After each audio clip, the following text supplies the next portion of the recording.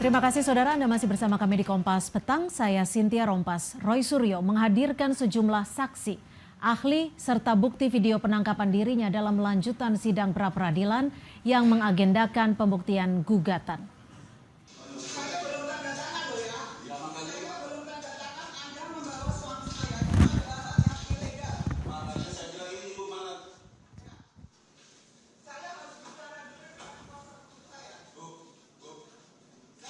Ini adalah video pertama yang memperlihatkan penyidik masuk ke kamar pribadi Roy dan istrinya. Perdebatan dengan keluarga hingga proses Roy dibawa ke rutan Polda Metro Jaya. Dalam video ini nampak istri Roy Suryo menolak menandatangani surat penangkapan Roy yang dibawa petugas. Hingga Roy Suryo dibawa rombongan aparat menuju Polda Metro Jaya. Selain video penangkapan, Roy juga membawa 3 saksi ke persidangan. Ketiga saksi tersebut yakni sopir Roy bernama Khoiri, lalu Aida yang merupakan teman Khoiri, dan Krisanti yang merupakan asisten pribadi mantan Wakapolri Ugroseno. Krisanti ikut ke Polda Metro Jaya saat Roy ditangkap. Perangkat untuk live streaming tolong dimatikan semua. Pihak security tidak kita jadikan saksi. Ya, kenapa? Karena pihak security itu tidak sekuritas saja tidak berani masuk rumah. Mereka hanya di bawah, ya gitu. Jadi mereka percuma kalau nanti kita ajukan jadi saksi, kita juga nggak mau membohongi masyarakat. Nah kebetulan saksi ini ada di kejadian ketika di atas ya, ketika menyaksikan betul saya tidak boleh ganti baju, saya tidak boleh cuci muka, mandi saja nggak boleh, cuci muka aja nggak boleh, apalagi mandi. Jadi dia mengerti betul kejadian. Sebelumnya Polda Metro Jaya selaku termohon dalam sidang pra-peradilan ini meminta hakim menolak seluruh permohonan Roy Suryo. Tim hukum Polda Metro Jaya menyatakan penangkapan dan penggeledahan Roy Suryo di kediamannya pada 19 Juni lalu adalah sah secara hukum. Penangkapan dan penggeledahan terhadap Roy Suryo telah dibekali dengan izin geledah berdasarkan penetapan Ketua Pengadilan Negeri Tangerang serta surat perintah dari Dirreskrimum Polda Metro Jaya tertanggal 19 Juni 2026. Kepolisian menilai dalil adanya pelanggaran prosedur yang diajukan Roy Suryo adalah tidak benar. Polda Metro Jaya memohon agar hakim menolak seluruh gugatan Roy Suryo. 1. Menolak seluruh permohonan pra-peradilan pemohon untuk seluruhnya. 2. Menyatakan tindakan penggeledahan yang dilakukan termohon berdasarkan penetapan Ketua Pengadilan Negeri Tangerang nomor 49/pen.p.izin.geledah 2025 PN Tangerang tertanggal 13 November 2025 dan surat perintah penggeledahan rumah dan tempat tertutup lainnya nomor SP-Romawi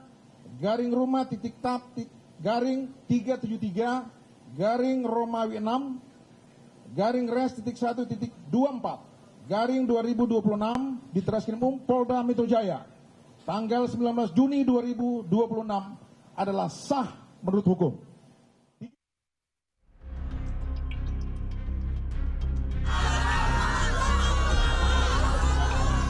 Insya Allah kami siap untuk menghadapi sidang.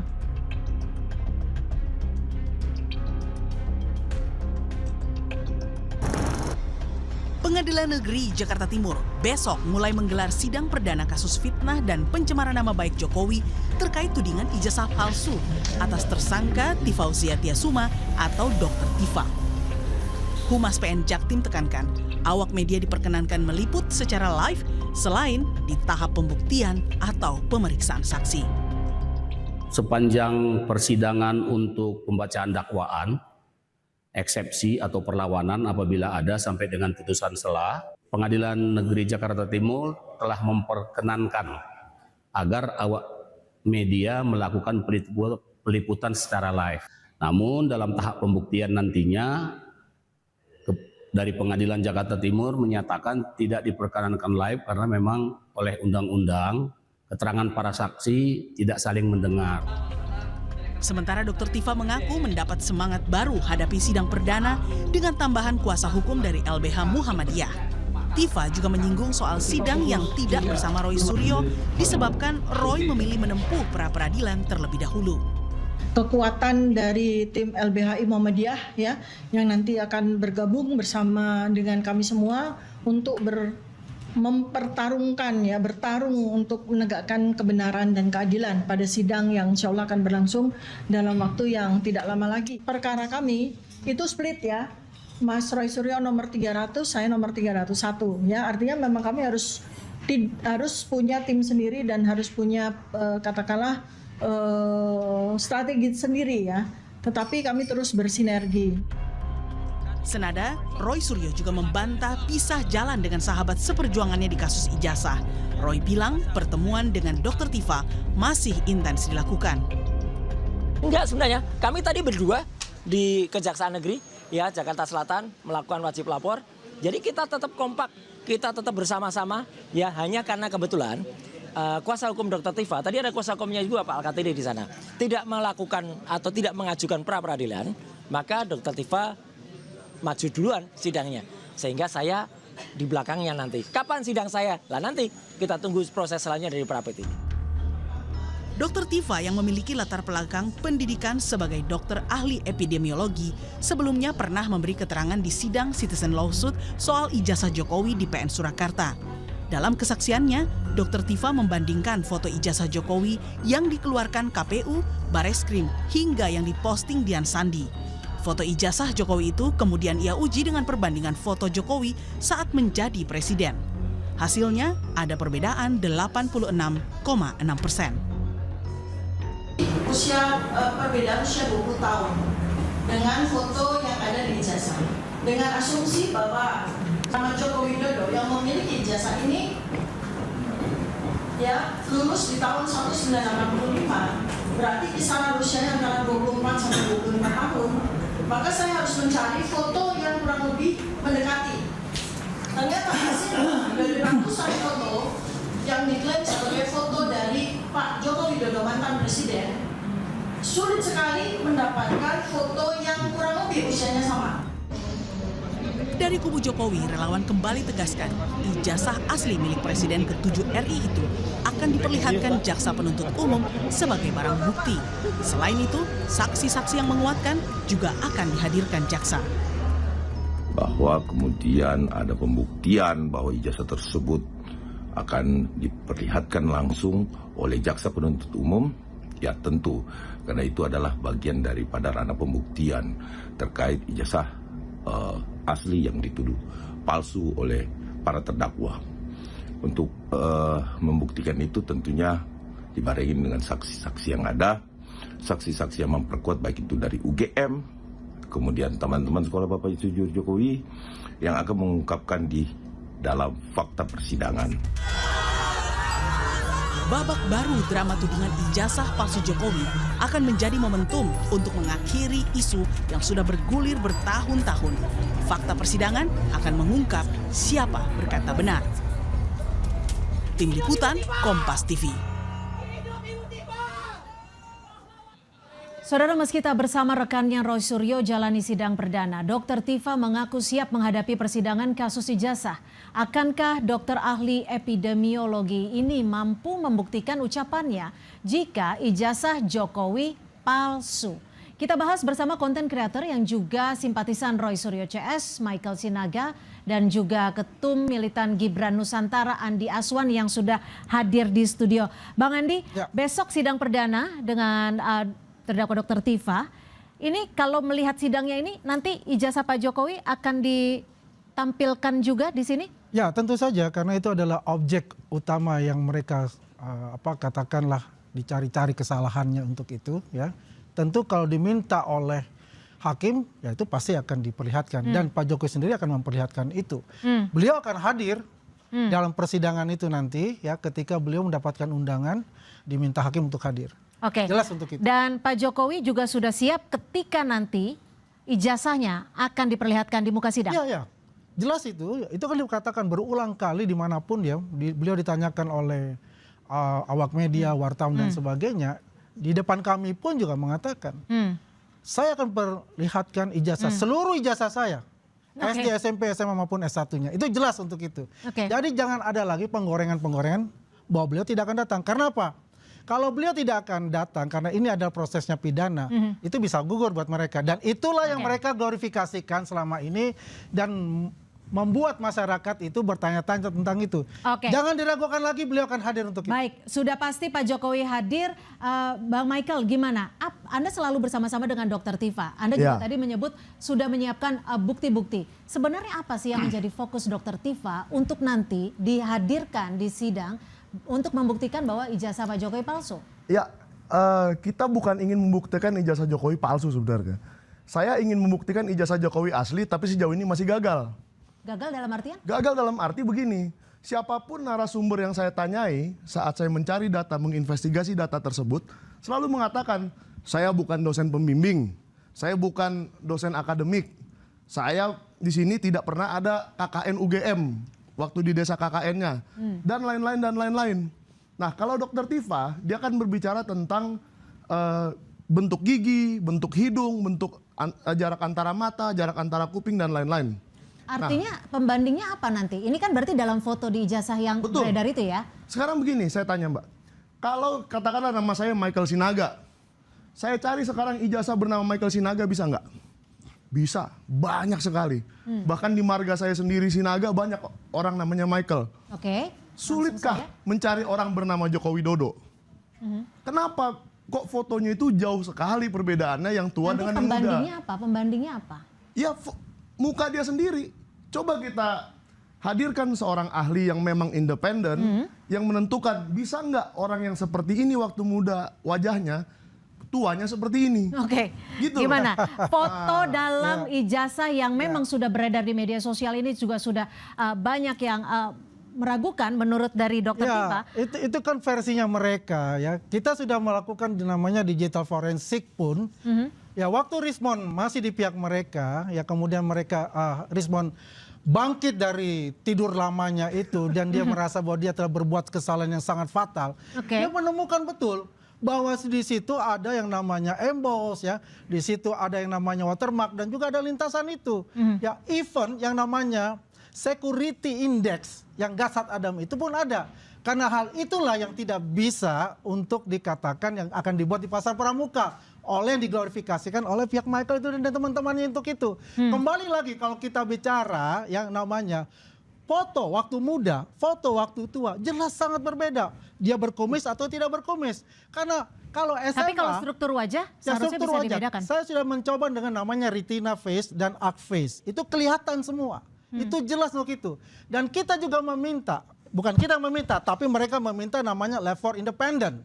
Dipenuhi semua oleh Polda Metro Jaya. Tapi itu hasil itu dari mana? Dari hasil Anda atau dari forensik? Yang mana?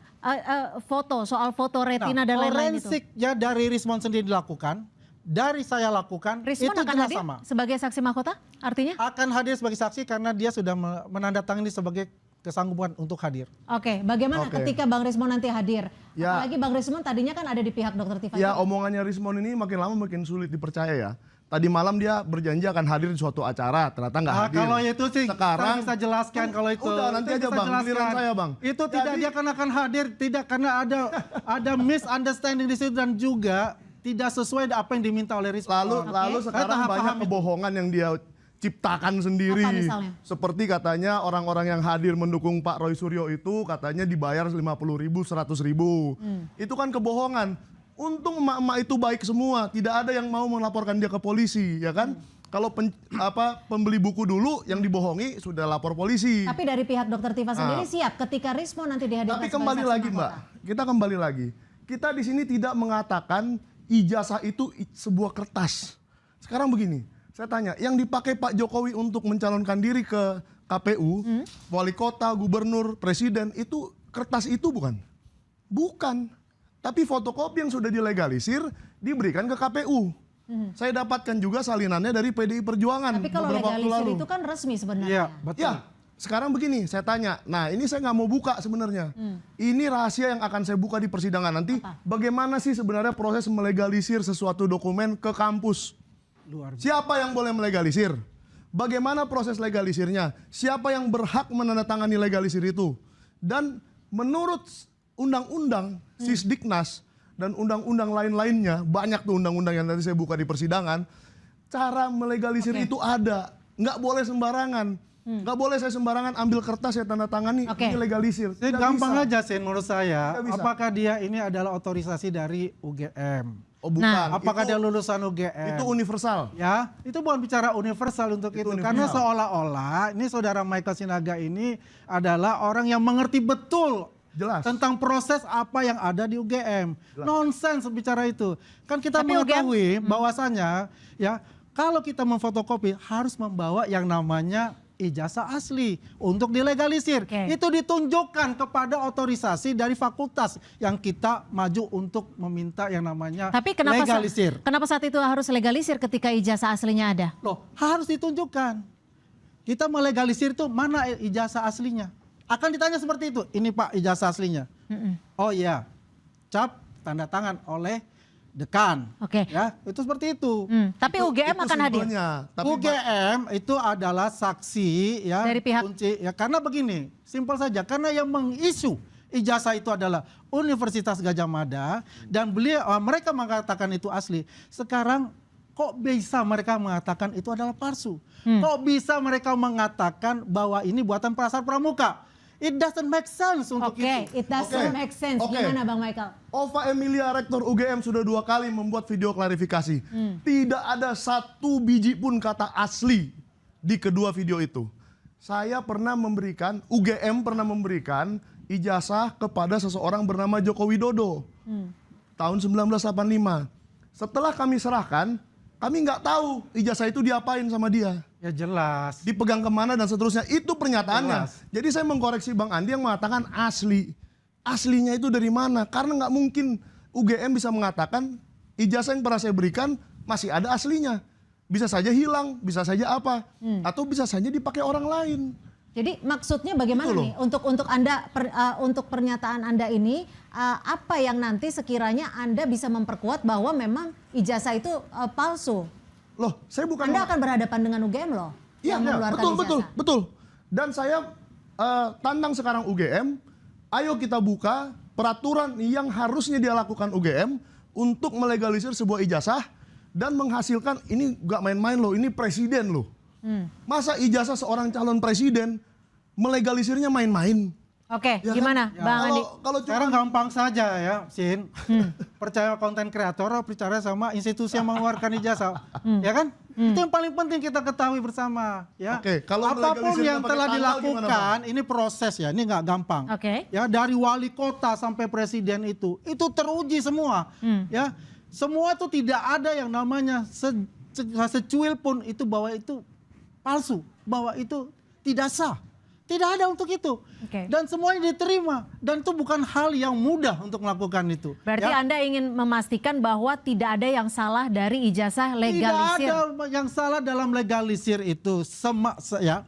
Kalau ijazah asli kita, kemudian kita ingin melamar pekerjaan atau ada sesuatu hal yang lain, pastikan kita langsung ke UGM, ke fakultas. Pak, ini ijazah asli saya mau melamar pekerjaan, minta tolong legalisir. Itu saja satu poin aja, itu penting untuk kita. Poin legalisir apa? Legalisirnya ini saya sudah dapat dari 5 KPU, 5 kali pencalonan. 5-5-nya tidak ada tanggal. Padahal Pak Joko Widodo sendiri dan PDIP yang merupakan partai pengusungnya tahu mereka pernah memberikan ijazah yang ada tanggal legalisirnya. Kok yang UGM tidak pernah ada tanggal legalisirnya? Kenapa, Bang Andi? Nah itu saya jawab ya. Jadi gimana? Sebentar, diselesaikan dulu. Ya itu satu. Tidak mungkin dia tidak melegalisir tidak pakai tanggal. Padahal dia tahu bisa pakai tanggal. Yang kedua, harus ada prosedur yang tidak pernah saya ungkap di mana-mana. Silakan Bang Andi kalau bisa kontak UGM, kontak saja. Mereka punya buku panduan untuk cara-cara melegalisir di tahun 1985. Dan kalau itu tidak dipenuhi, jelas, saya tidak bilang palsu ya. Kalau palsu itu kertasnya. Artinya, benarkah Joko Widodo yang menjadi presiden itu melalui seluruh tahapan pendidikan untuk mendapat gelar sarjana kehutanan di tahun 1985? Gimana Bang Andi? Tidak yakin. Gimana Bang Andi? Ya, itu suatu hal yang lumrah. Ya, kalau ada legalisir itu tidak ada tanggal. Karena lumrah. Apa? Begini, ya, kalau mereka tinggalnya katakanlah ya di Papua, dia harus datang lagi ke Jogja untuk minta namanya legalisir. Biasanya Tapi kan ketika legalisir melegalisir harusnya bisa biasanya begini. Dia cap, Oke. ya, itu bisa nggak 1 legalisir, bisa sampai 5 legalisir. Dan banyak, bukan hanya Fakultas Kehutanan, banyak Tapi kan contoh-contohnya. Saya juga dapat juga banyak contoh-contohnya. kalau berkas itu- Roy Suryo tidak ada tanggalnya, ijazahnya. Tidak ada tanggalnya ijazahnya. Itu satu yang lumrah. Buat Dipakai untuk kemana itu ini. Bang? Hah? Ijazahnya Roy Suryo itu dipakai kemana? Ya saya nggak tahu pakai di mana. Ya, Yang penting intinya adalah ijazah itu tidak ada tidak ada tanggal, tapi authorized signature-nya itu ada. Ya, Tapi, artinya ya itu suatu hal yang biasa. Tapi yang dijadi pertanyaan Bang Michael di sini adalah ketika ijazah itu digunakan untuk mencalonkan diri sebagai pejabat negara. Ya. Emang ada masalah apa? Sebagai pejabat negara. Kalau KPU sudah menerima, karena otoritasnya adalah KPU. Kalau Oke. KPU tidak menerima, ya itu tidak mungkin. Oke, baik. Intinya gitu, kalau KPU menerima ya selesai itu. Baik, besok Intinya itu sidang aja. perdana Dr. Tifa, Anda akan Ya. ikut hadir? Insya Allah saya hadir. Anda? Kalau saya pasti nggak pakai insya Allah. Saya pasti hadir, saya akan membela Dr. Tifa dengan semua data yang saya miliki.